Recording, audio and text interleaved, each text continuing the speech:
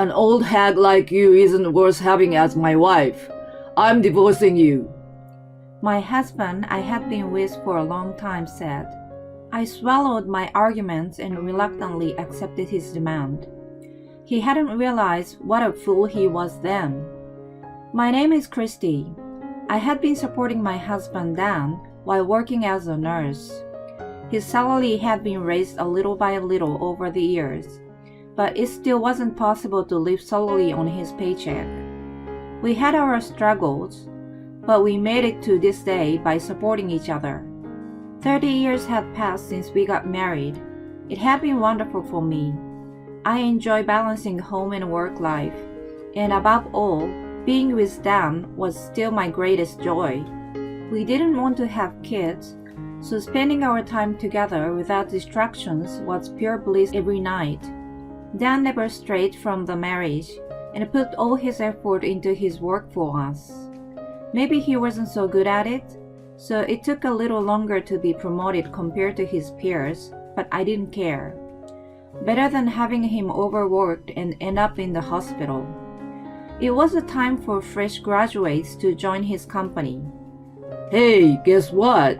I am appointed as a trainer of new employees for the first time." "Wow, congrats! You're finally recognized." He downed a beer happily without leaving a drop at dinner. Before him, the role was taken by his peers and seniors. After all, it was an important position that could only be entrusted to employees who produced a certain level of results.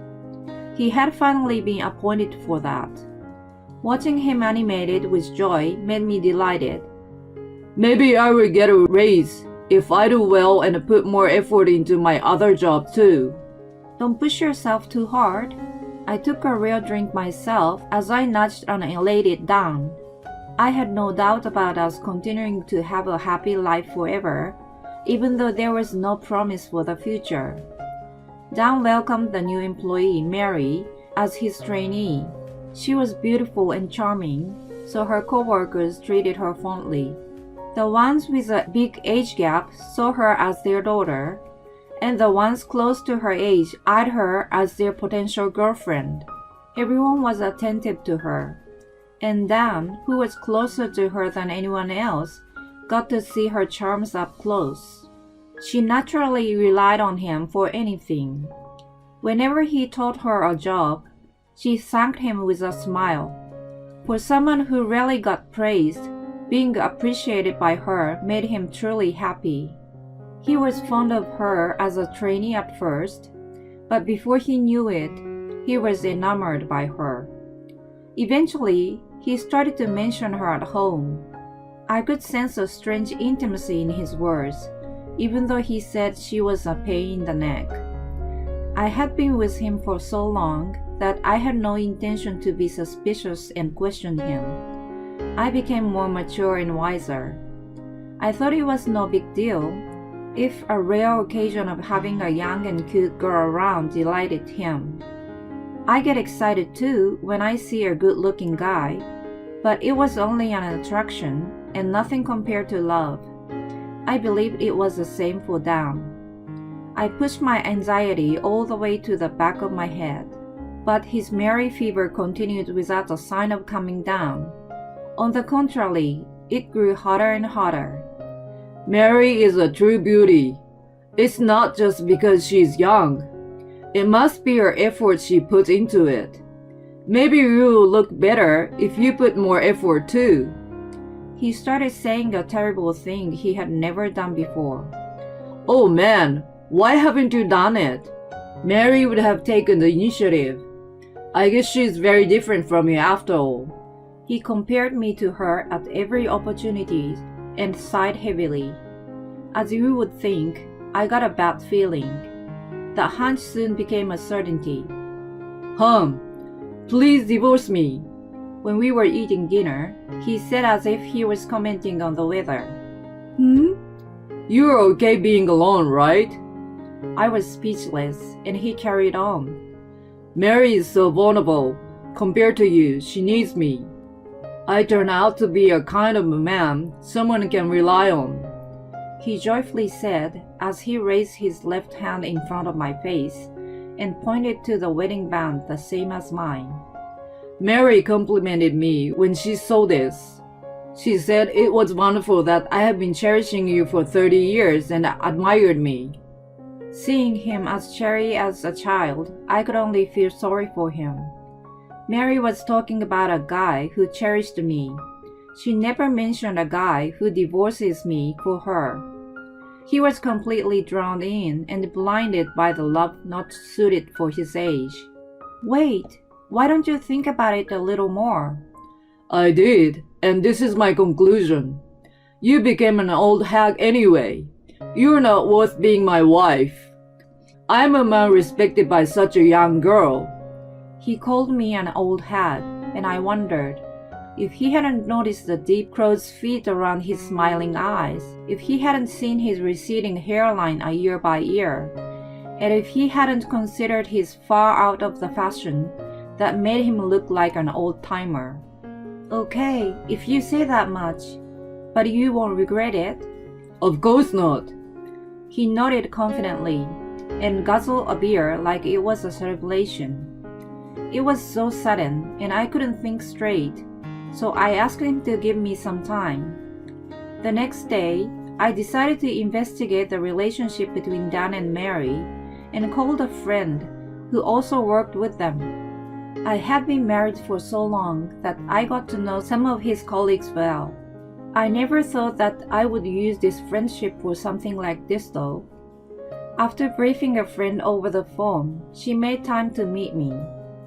How have you been? You got some drama going on. I know, right? I'm so confused about this. I felt more embarrassed than anxious, but I asked her what she had seen and heard in the office. Honestly, everyone knows Dan is chasing after Mary. She rolled her eyes and smiled. He had never been depended on before. It must have gone straight to his head. He seems to be confused with the feeling of gratitude and love. Does Mary seem to feel the same toward him? Let me ask you instead, do you think so? A charming girl who everyone likes? I shook my head no. I haven't said a word to Dan, but she is aware of his feeling toward her. She was trying to find the right words, but gave up and let out a small sigh. How to say this? She says his approach is wearing her out. I forgot my anger for a moment and felt pity for him. I was right. Dan was drowning in self-satisfied love. He wasn't able to differentiate praise in recognition of the man and a genuine appreciation for a colleague who taught her the job. Mary didn't want him to have a wrong idea, so she commented on his wedding ring. But I guess he took it the opposite of what she aimed for. He even showed off his bare ring finger in front of her. I'm so embarrassed for him. I fanned my face with a hand to cool off, but it was adamant just like Dan's self-satisfied love. My friend told me more about Mary, and I became interested to meet her in person. My friend called her on the spot. She agreed to come out right away. In a short while, a pretty girl walked up to our table. Hi, I'm Mary. It's my pleasure to meet you. She had a very good manner for a young girl. I thanked her for coming out and prompted her to sit across from me. I'm sorry to bother you out of the blue. As you already know, I'm Dan's wife. He has been a wonderful trainer to me. She smiled like an angel. It sounds like he has been giving you unwanted attention. She became a little awkward and nodded her head. He's very good at explaining the job, but he's an idiot. I apologize on behalf of him. Seeing her reaction, I had no doubt that he was nothing but a nuisance to her. I actually have a boyfriend. Oh, I didn't know. It seemed Dan never even checked if she was already in a relationship. Apparently, her boyfriend worked for a different company his father founded, which meant he was a successor. While he was in a training to be the future CEO, She refused to depend on him and held a job of her own to build a healthy relationship. They planned to get engaged once his training was finished, and then get married and move overseas when his transfer was decided. It sounded like she had a bright future ahead of her. Listening to her fearlessness, I felt like I was hearing myself when I was younger. I too wanted to build a strong marriage and worked hard alongside Dan for 30 years. The marriage I treasured wasn't as important to him as to me. The truth was swelling up my emotions. I see, then cut Dan out of your life completely. You're a beautiful girl. Watch out for many more creeps that come close to you. I envy and admire your future. We continued to chit-chat for a little more until they had to go back to the office. On the way back home, I stopped at the attorney's office and discussed my divorce. Dan was supposed to come back home for dinner. I normally cooked myself, but I had to take away pork chops and champagne that night. Is it your birthday today? No, it's for our farewell. I told him that I went to see a lawyer who would contact him shortly. His face was stunned for a second, but immediately changed to a big smile. Thank you. I'm starving, but let's have a look at the terms I proposed before we eat. While I set up the table, he hummed some light-hearted tunes as he went through them. He was scribbling additional notes in a way his pen was dancing in the air. What a cheerful handwriting compared to the gloom I felt seeing the lawyer. We eventually had our last supper together. He must have been relieved to get rid of an old hag like me. He downed 2 cans of beer. I picked up the cans laying next to him, who was dozing off on the sofa, and brought them to the kitchen. Before dropping them in a bin, I crushed one of them as hard as I could with my hand, and then I dropped the deformed can into a bin. Goodbye, good riddance, I whispered to Dan, who was sleeping, and left the home I spent 30 years of my life with him. While waiting for the divorce to finalize, I found a new apartment and moved in. I had been working all this time, so there was no financial hardship to start my new life. Contrary to my worry, it was refreshing and carefree to work and cook for myself. I enjoyed my new life feeling like a young singleton once again. The portion of money I used to buy beers for Dan went to my new cosmetic and clothes instead. I felt myself brightening up. As for Dan, he depended all of the housework on me, so he started to look shabbier and shabbier, which eventually made Mary keeping distance from him. In addition to the already apparent signs of aging, he became even more careless. No wonder she didn't feel good being around him. Still, he mistook her distance for shyness, not disgust, and to everyone's surprise, he proposed to her. Of course, he was declined. It was an unforeseen event for him, and still he couldn't easily give up on a girl he chose over his marriage. Again, to everyone's surprise, he intruded on her apartment, and her boyfriend called the police. He was almost taken by the police, but Mary refused to put a charge on him out of her kindness. The matter was settled with a stern warning. The bad reputation at his work didn't settle as quickly as incident. Soon, he was known to be a creep who divorced his wife to become a stalker. Undeniable rumors were spreading throughout the company. He was never a prominent worker, so the company easily dismissed him. He was abandoned again. Out of desperation, he started gambling with all the money he had. After seeing Mary's boyfriend, he believed she would change her mind once he became rich. Of course, he had no talent or luck in gambling.